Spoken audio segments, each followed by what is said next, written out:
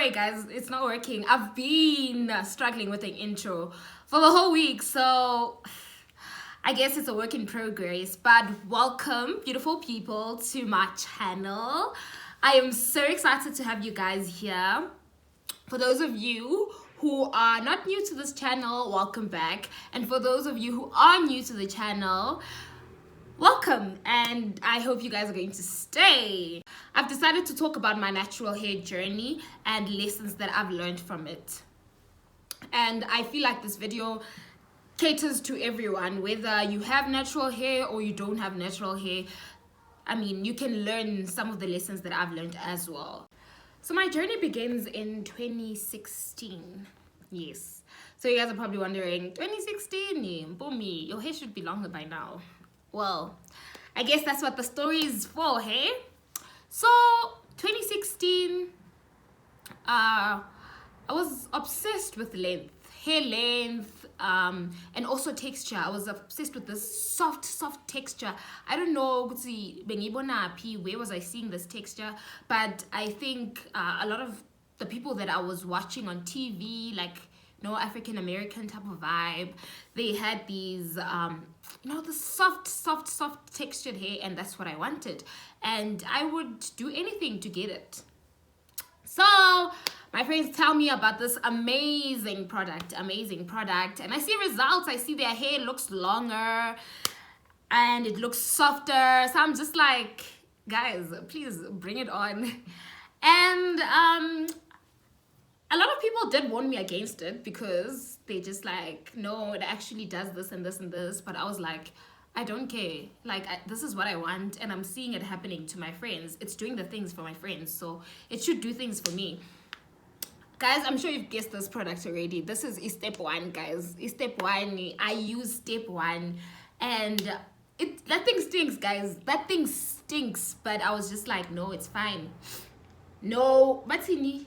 There's no beauty without pain, whatever. All these concepts about beauty that you have to work hard for beauty and things like that. So I was just like, yeah, I'm gonna sit through the smell and everything. And guys, my hair popped. I'm telling you, it looked okay. So I've always kind of had natural hair, but it didn't look long. I never had long natural hair. I think this is the longest it's ever been in its life. And so it popped. It looked beautiful. It was long. It was longish. It wasn't long, but it was longer than it was before. So I was loving it. And so it worked the first time. I'm like, okay, it worked the first time. Those people were lying. Nothing happened to my hair. I tried again. And it works. My hair still, because before that it was now going back to its original state, so now I had to revive it. So I do the things again, the smell, everything, I revive it, and it pops. Okay, I get braids, and so this was like school holidays. I get my braids done. We go to Durban for this other trip thingy, and I wake up one day, and did I not remove a band? No, not even remove. Just like, as I'm like trying to do the thingy, as I'm trying to do a pondo, man, as I'm trying to tie the hair, I see hair, like braids fall off, and I like to like check from the root, Gucci, like from the tip, what's happening, from the start, man, where it starts. Gucci, why, what's happening to the braid? Was it the way the braid was done, or is it falling out with my hair? Because that's the biggest concern. Mangiti my hair, like, not even just like from here, but from the root. It's gone. Okay, fine, it's just a bit of a patch. I'm just like, it's a patch, I can still work with it. Day after day, patches after patches. So funny thing happens is this whole perimeter here, perimeter if it's the right word, but if this whole part here, the braids are still intact, but here in the middle, guys, there is no hair at all. I am panicking. My friends are laughing at me. The very same friends who like introduced me to this product, because I knew like my hair, there was nothing happening to my hair before I used the product, and other people who've had the same experience that I ignored, by the way, like they've told me about this, so I knew it was the product. And so vele vele, I put a beanie on with the braid still, just to try and my zisa, just to try and still look, you know. After a while we come back to Joburg and I'm like, okay, it's not working. I have to come to terms with the fact that this is my hair, and I cried. I cried, guys. I cried because, I mean, for me, in order to be beautiful, you needed to have good looking hair, you needed to have long hair, your hair needed to be a certain texture, and the way my hair was, I just wasn't happy with it. So this is 2016. I eventually decided to go cut my hair, because I had to anyway. And I could have cut it like a brush cut nyana, you know, like shortish, but not too short, because there's still a bit of, but I was just like, I went to the hair salon. Oh, funny story though. I go to the hair salon. I live in this like, I used to live in this like suburbish looking place. So the only hair salons there were mostly white people hair salons. So I go there to that hair salon, and they not charge me 50 rand just to do each scalp. A whole 50 rand. I was like, no. And if you walk, like, it takes it's a long time, like 20 minutes to another area, you get a cheaper price. And I went there, and the guy agreed to do my hair for like 10 bucks. So I was just like, yeah, man, this is how it is. So I go there, and the guy's like, okay, sisi kati brush, which means, sisi, should I cut your hair a bit short? I'm just like, no, take it all off. He's like, no, sisi. Why was it like, why? I'm just like, take it all off. And he takes it all off. And I stared at that mirror for a very long time before I left that shop, that barber shop.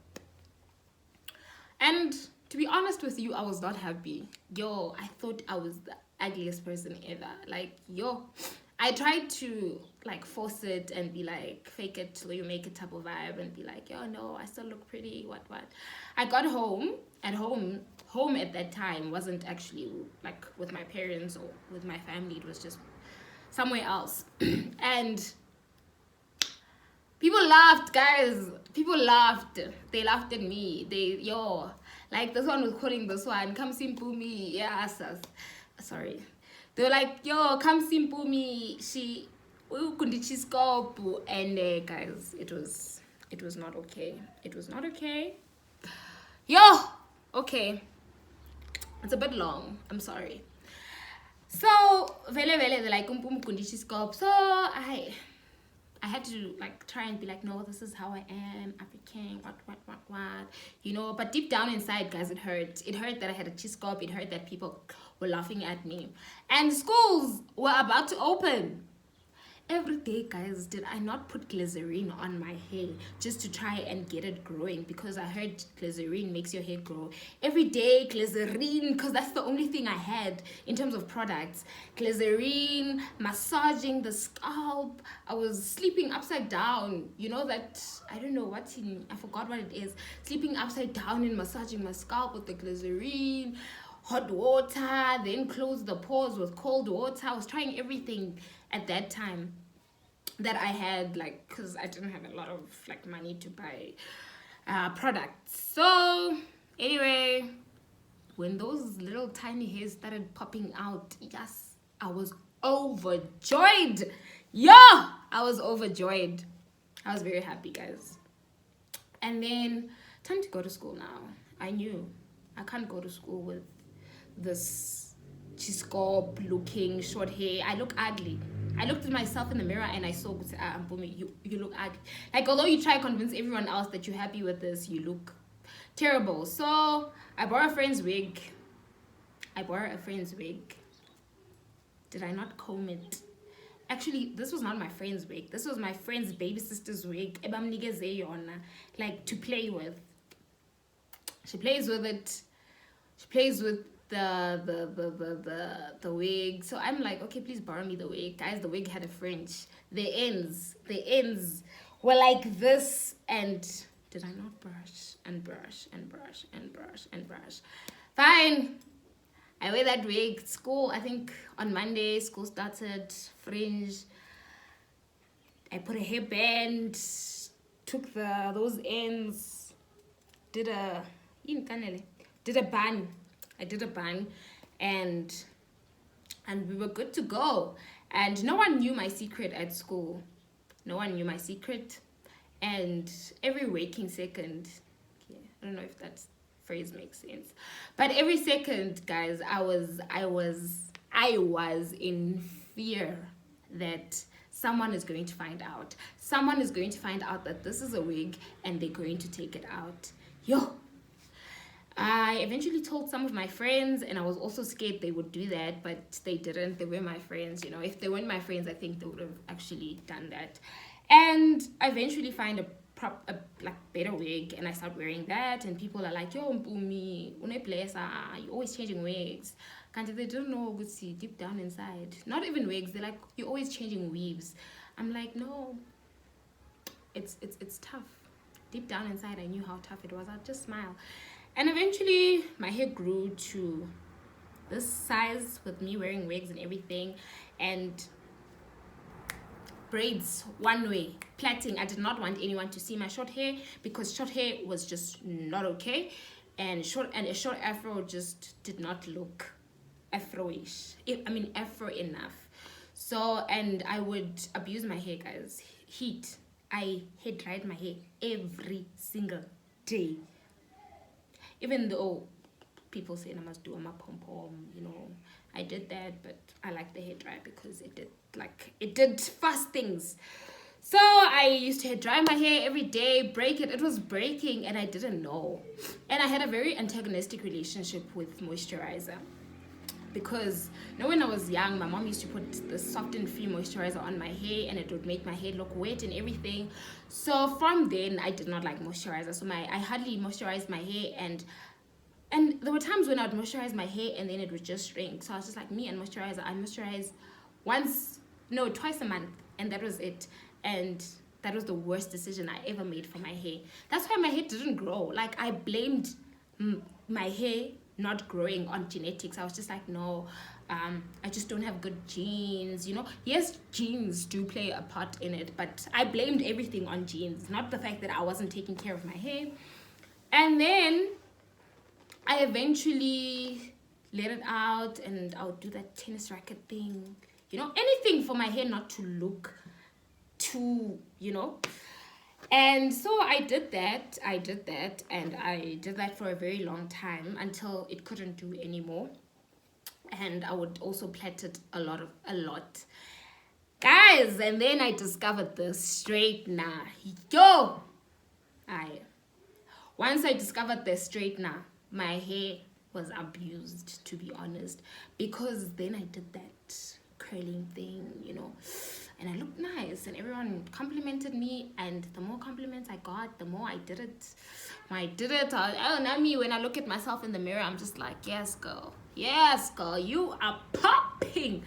And eventually, even when my hair was growing, it was now, the ends were straight and they did not grow, you know, like the ends were now like straight, and they did not go back to that afro thing that I used to like. The fact that I could straighten my hair, and when I wanted it to, it shrunk.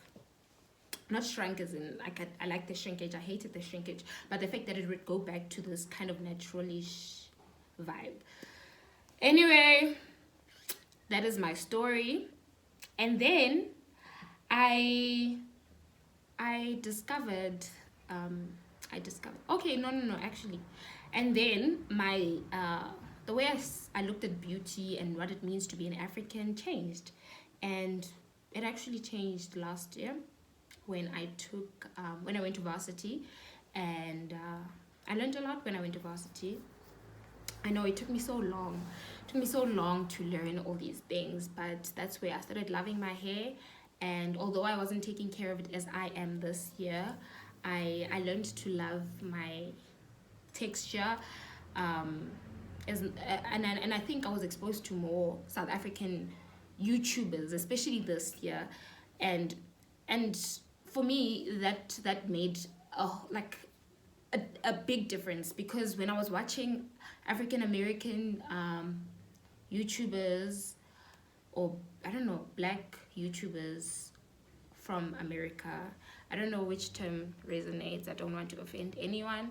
But when I was watching them a lot, I did not feel connected to them, and I didn't feel that my hair, actually I think I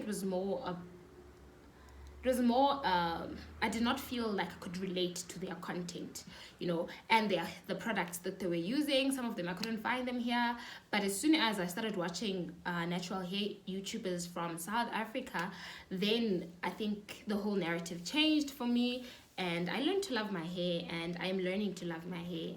I love the way I am.